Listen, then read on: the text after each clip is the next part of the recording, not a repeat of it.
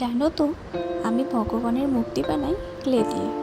কিছুদিন ধরেই ভাবছিলাম কি বানানো যায়, তো কিছু খুঁজে না পেয়ে আমি ভাবলাম একটা শিবের মূর্তি বানানো যাক। এটা মূর্তি তো নয়, এটা উজ্জয়িনের মহাকালেশ্বর। মূর্তিতে আমি যে সবুজ রঙটি ব্যবহার করেছি, এটা ডিরেক্ট সুপার গ্লেতে পাওয়া যায় না, তাই আমি হালকা সবুজের সাথে একটু কালো মিক্স করে এই কালারটা বানিয়েছি। এরপর একে একে আমি চোখ, নাক, মুখ শেপ দিয়ে দিয়েছি। আর জানো তো, আমার কাছে প্রথমে কিন্তু ক্লের কোনো টুলস ছিল না, আমি তখন সেফটি পিন বা আলপিন দিয়েই শেপ দিতাম।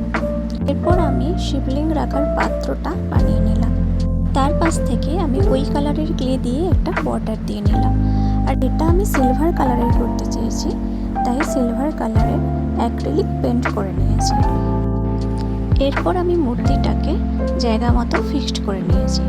তারপর কানের দুপাশে দুটো সাপ বানিয়ে নিলাম। এরপর মুকুটের এই অংশটা বানিয়ে নিলাম। একই রকম শেপ দিয়ে আমি 3টে অংশ বানিয়েছিলাম, তাদের একসাথে অ্যাটাচ করে এটা মাথায় মুকুটের আকৃতি দিলাম।